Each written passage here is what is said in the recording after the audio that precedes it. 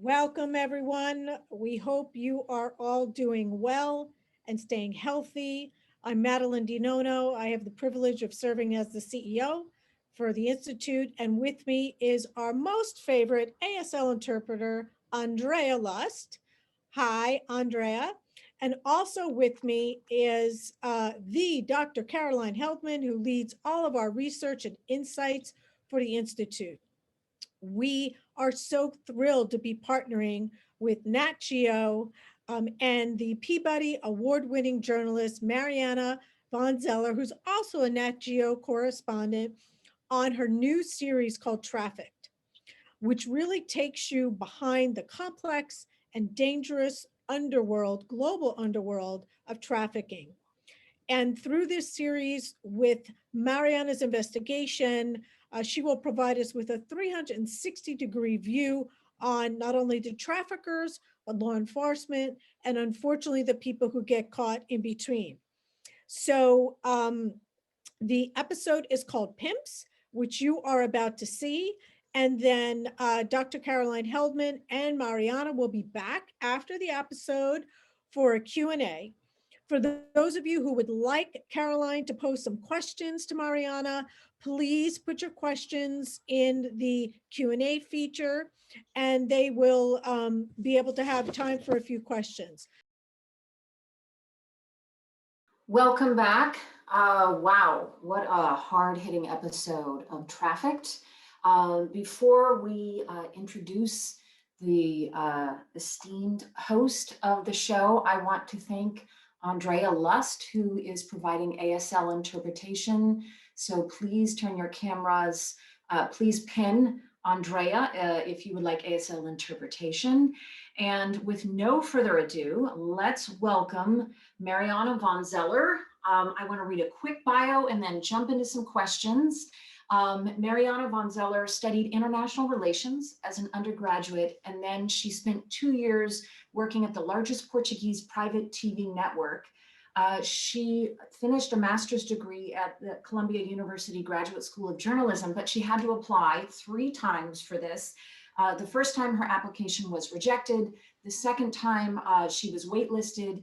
And then her third application, which she filed in 2001, she actually flew to New York City and knocked on the dean's door, explaining her dream of becoming a journalist in the United States.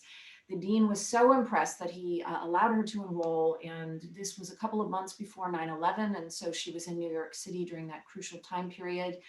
Mariana is fluent in Portuguese, English, Spanish, Italian, and French, and she also speaks some Arabic. And I think it's fascinating in your bio that Miami Vice was your favorite show. As a child, it was also my favorite show, so I feel an immediate kinship. But let's jump right into this. Tell us about the start of your professional career as a journalist, and how did you make the jump into the world of documentary film and series making? Absolutely. Great being here. Thanks for having me. It started actually very early on. I think I was 12 years old when I decided I wanted to be a journalist. And that happened because I used to watch the nightly news broadcast with my family in Portugal every night. And I watched these Portuguese anchors who seemed to have so much knowledge about the world. You know, they were talking about what was happening in China and Brazil and everywhere. And I had no idea they were reading from a teleprompter, but I did know that I wanted to have that amount of knowledge. So that's pretty much when I decided I wanted to be a journalist. And then I had my sort of story with Columbia University of trying and trying again, and then flying to New York and convincing the dean that I wanted to be a journalist. I wanted to come to this school. And then, like you said, I was there a month later, a month after I arrived in New York City, first time living in the United States. And a month later, 9/11 happened. And I was at home that morning. I'd been working really late on an assignment for Columbia the night before. So I was sleeping actually. And I started getting calls again and again. And eventually I picked up, and it was the TV channel that I'd worked for in Portugal. And they told me that I was the only Portuguese journalist in Manhattan at the time, or at least the only one that they could get a hold of. And even though I was 24 years old, zero experience doing any sort of live reporting, and they said, we need you to go Midtown and report live on these sort of huge events that are happening right now, the biggest events in our lifetime. I was super nervous. I remember going down to Midtown and then going up to this high rise to the rooftop and being surrounded by these journalists from all over the world, people that I'd grown up watching on television. A lot of my heroes were right next to me. And again, just super nervous, zero experience doing this, but I did my live report. I did the story, and then I walked down the steps, down the elevator to the streets of Manhattan, and started seeing the first signs of people looking for their loved ones. And that was a really sort of impactful and defining moment in my career, really, because it was when I realized that the kind of journalism that I wanted to do was truly to sort of try to contextualize and do more in-depth reporting. I wanted to find answers as to why things like this happen, and also try to figure out and try to meet and talk to the people that were responsible for these horrific acts. There was something in me that was sort of pulling me towards the whys and the whos of the story. And a year later, I actually moved to Syria. And the war in Iraq had just started, and I did my first story as a freelance journalist, where I spent time with the Mujahideen, the Syrian foreign fighters that were crossing into Iraq to fight against the Americans. So it was sort of my first reporting into black markets or underworlds. Wow. Okay. So you have accomplished that, certainly, in kind of unpacking why people engage in certain actions in this series, Trafficked. And in the episode that we just saw, focusing on human trafficking, we got a lot of questions in the Q&A and in the chat about the basics of human trafficking. Can you tell us about the different types? What is this global business, and what are the patterns that we see here in the United States? Yeah, absolutely. I mean, there's essentially, it's force, fraud, or coercion to obtain either a labor or act or a commercial sex act. That's sort of the definition. And so you can have labor trafficking or sex trafficking. I think people usually think of human trafficking just as involving sex trafficking, but actually labor trafficking is a huge part of it as well. And it's a huge business, huge. It brings in, I think it's second only to drug trafficking. It brings in $150 billion a year. And I think of those 150 billion, 2/3 of it is actually related to sex trafficking. And I think one of the biggest misconceptions that we have is that these human trafficking acts happen sort of in faraway places to foreign victims. And that's just not the case. I've been reporting on sex trafficking in particular for many years now. And what I notice again and again is that more often than not, the victims are actually Americans. And so, that was a big sort of goal for me in my reporting on sex trafficking, and also across the board. And when reporting on black markets for the series for Traffic, whether it's guns or drugs or sex or scams, is to really see and show how widespread they are and how a lot of times they're just happening out here in plain sight. From a personal standpoint, how difficult was this particular episode to shoot? Incredibly hard. The way that I approach my journalism in general is always with empathy. I make it very clear that I'm not there to judge, I'm there to listen.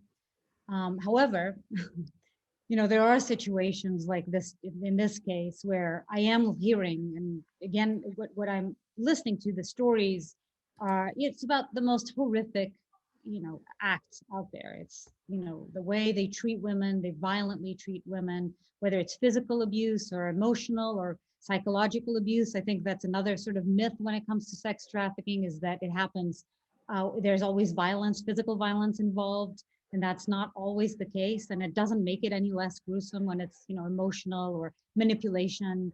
And so it was really hard for me to sort of sit down and do my job, which is, again, try very hard not to judge, but to listen. But again, it's when you're ready to sort of leave the room and leave with this idea that the world is black and white, and they are definitely, these pimps and these sex traffickers are definitely the bad guys, and they're so different from us, that if you actually sit down and you listen to them and you obviously do not condone the acts, but you certainly get a better understanding of why things like this happen and why people become traffickers or become pimps. And really, truly, in order to combat these black markets, again, whether it's sex trafficking or guns or drugs or whatever it is, The only way you'll be able to address those and combat them is if you actually address the root causes.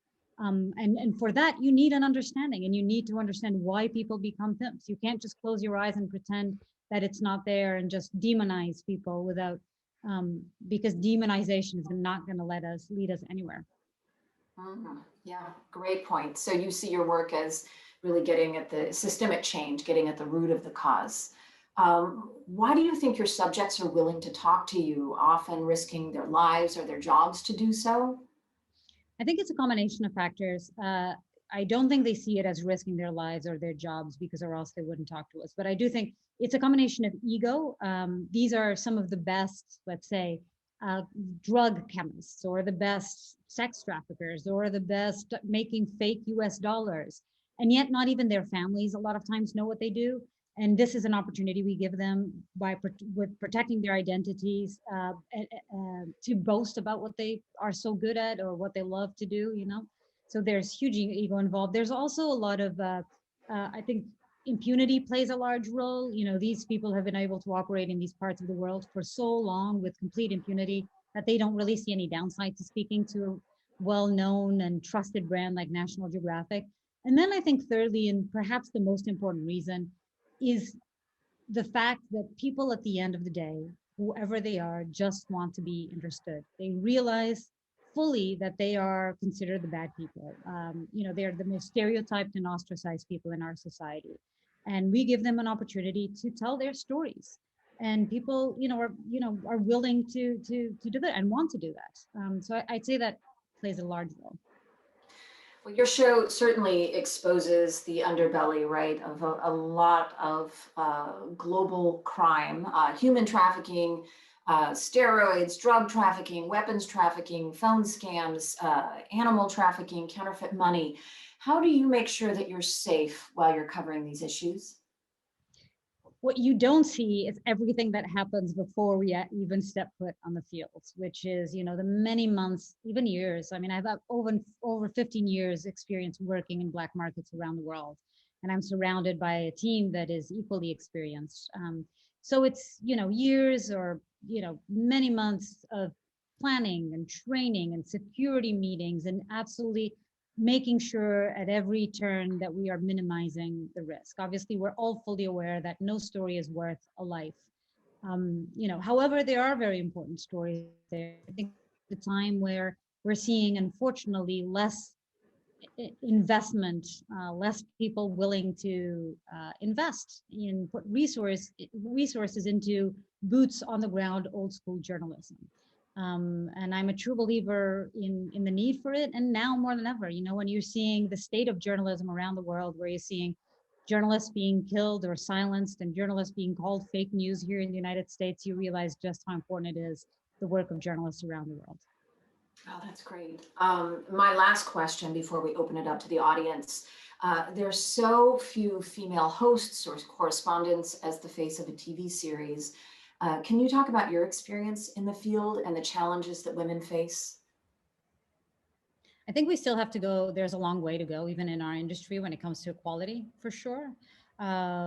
But I would say that in the field, it has been an enormous advantage for me to be a woman. I think that women are seen, especially when operating in these black markets, we're seen as less threatening. A lot of the places that I've been allowed to film in, I've been told that I have been the only woman ever to step foot in those locations, such as undisclosed drug labs in the middle of Mexico or Peru or wherever. And I think that it's sort of disarming in many situations. I'm sort of seen as a novelty, so it helps. And I also think that women have an incredible capacity to empathize. We have empathy much more, I think, than men do. And in my line of work, being empathetic really helps. When I make it again very clear to the people that I'm meeting that I'm there not to judge, but I'm there to listen to them, it goes such a long way in me being able to gain access into these worlds and to really expose what is happening. Oh, that's fascinating. So you're able to get into spaces that men perhaps could not get into, which, I mean, this series I have seen, I think all of the episodes is, it's really incredible. I can't recommend it enough.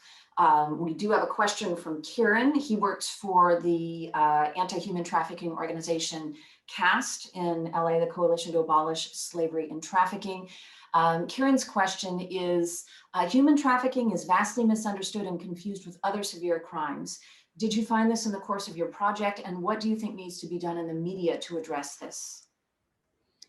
There is an enormous correlation actually between all sorts of black markets. It's one thing that we kept hearing while filming this series is people, for example, we filmed with scammers in Jamaica who were scamming, but before that they were operated in the drug trade, or people operating in gun trafficking that at the same time are bringing guns down south from the United States to Mexico and are bringing drugs across. So there's a sort of an interconnectedness between all these different black markets, for sure. And then what was the second question from Kieran? The question of what media needs to do. I think exposing the truth. I think just, being, again, boots on the ground, old school journalism is very important, and exposing the truth and going out there and trying to meet people and being very clear about what your goal is. And, we are always very clear about what we're doing. We don't film things. There was a couple of cases in which we filmed undercover, but mostly we're very open about who we are, that we're journalists, what the goal of our story is. And, for every yes, we got dozens and dozens of no's, especially when we were trying to get pimps and sex traffickers to talk to us. I think we contacted over 100 pimps, and they're actually not hard to find. You can find them on social media easily. And as you saw in the film, and yet only a few agreed to eventually talk to us. And my apologies, Kieran is a woman working for CAST, a very important anti-trafficking organization in the US. To follow up on the topic you just brought up on social media, there is a question from Tracy. Why isn't Instagram cracking down on obvious pimp accounts? I have no idea. That's a good question. I think they do. I think social media more and more has a responsibility, considering how much how much of an impact they have on our daily lives. I think it is. It is absolutely the case where I think some of the people that are saying that they are pimps, they're not actually pimps, and it's just gives them the street cred or whatever it is that they want to get at that point. But I do think that it's important. I don't think it should be used. What they're doing is that they're using Instagram and other social media platforms as a recruitment tool. And I think that should definitely be, there should be eyes on that, or some sort of control. To shift gears slightly here, Johanna and Robin have similar questions. Johanna asks, how long does it take to film an episode of the show? And Robin asks, with all the time and waiting you have to do in order to speak with your subjects, how do you put together a series? How much time do you have to take to prep in order to make it happen? So much. So this has been 2 years of nonstop work for myself and a very large team. And we're sort of several episodes working at the same time. So we have a team for each episode, and then I'm sort of jumping around from place to place. And it's, months, sometimes I would say even years, because a lot of the people that we get to talk and the sources that we have come from years of experience of reporting in these black markets. So I think our experience counts tremendously. Yeah, but it's months and months of working. And then it's not just the pre-producing and the trying to gain access, and then once we're on the ground actually filming it, but it's all the work that is involved in crafting it on the back end and making sure that we're getting everything correct, that we're being fair, or that we're, accuracy. Obviously, this is National Geographic, and it's incredibly important for them and for us as journalists. And that we're making it compelling at the same time. These are sort of can be considered depressing and tough subjects to watch, but we also want people to watch them. So we storytelling is very important. I think that's sometimes forgotten when it comes to journalism, but we all are very aware that we want people to read our stories and watch our films. Well, and you do such an incredible job in this series. It doesn't matter whether it's the trafficking of human beings, the trafficking of animals, steroids. I mean, you're tackling a great diversity of topics, but doing exactly that, balancing the storytelling with the data and the investigative reporting. It's really quite amazing. Jermaine would like to know, why is there such a lag when people reach out to Polaris or the hotline? Oh, Jermaine, I don't know. We actually didn't speak to Polaris for this particular last episode we did. like I said, I have done 3 or 4 stories on sex trafficking before, and I did go to Polaris and talk to them, and they're doing incredible work. I'm sure, it's run by human beings, and there's always things that don't work as well as they should, but I do think they're doing incredibly important work. Laura has 2 questions. Are there legal obligations for you to report what you learn? And also, what do you think about legalizing sex work? Would that bring it out of the shadows? If there are legal obligations for me to report on what no, there are no legal, I wouldn't say there are any legal obligations. I'm not sure what she means by that, but if it's, if there's no legal obligation in me reporting on anything. And in terms of if I think sex work should be legalized, I think here's what I think. I have spoken to a lot of sex workers who do not have pimps and who do it because they truly like what they do. And they like being escorts and they like to have sex for money.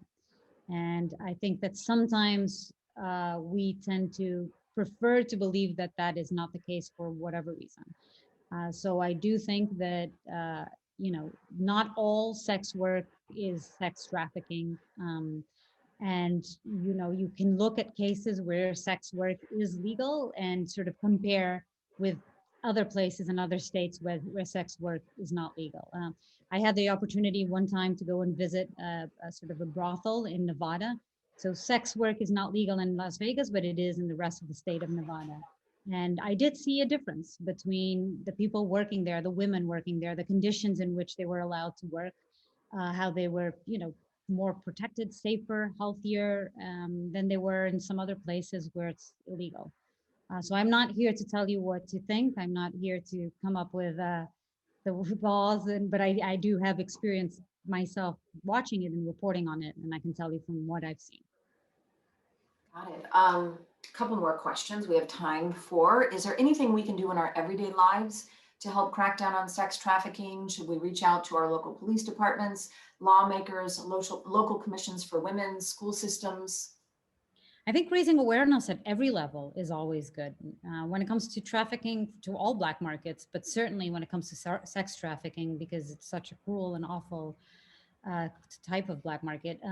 So raising awareness, but also I think being just aware that it can happen anywhere. I think, again, there's this misconception that it's happening in faraway places, and it can happen to the person, to your neighbor right next door. And it's just sort of keeping an eye out and trying to raise awareness as much as you can. And one last question. Tracy says, kudos to Nat Geo and to you for making a nitty-gritty documentary about a nitty-gritty world. Too often shows about trafficking, whether it's streetwalkers, stripping, porn, etc., wind up exploiting the women or even glamorizing it, but your work doesn't do that. So glad there were only limited visuals of women at work and the emphasis was on the source, the pimps and the johns. So here's the question.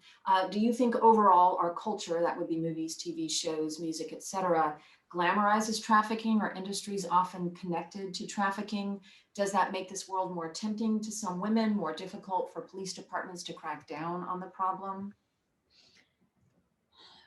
That's a very good question. Thank you, Tracy, for your kind words. I'm not sure if it is. Yes, I think there's definitely glamorization of everything from pimps and, you see it in the media, but also, one of the most powerful moments I think of that film was the moment that I spent with Jack Knife when he tells us about this horrific crime and how he treats women and how he cut the feet of this woman that works for him.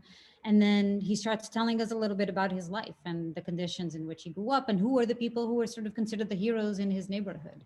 And for me, it was really one of those moments that there was, again, a realization that we can't be too quick to judge, or that will lead us nowhere. And it is important to sort of understand the globality or the totality of the problem so that we can address it.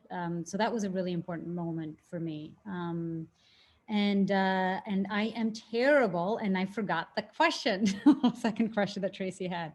The question about the media glamorizing it and how it attracts women to it, perhaps men as well. Yeah, I think what attracts, money is the root of all evil. There was a Jamaican scammer who said that to me in when we were doing the scammers episode, and that sort of motivation to get money can come out of lack of money, or it can come out of pure greed. And as long as whatever black market we're talking about, again, sex trafficking, gun, drugs, whatever it is, as long as there is money to be made and fast and easy money to be made, these black markets unfortunately will continue to exist, whether they're glamorized or not. Got it. Well, thank you so much for your time Thank and you, your Karen. work. You are a modern day badass Ida B. Wells, if I can be so informal about it.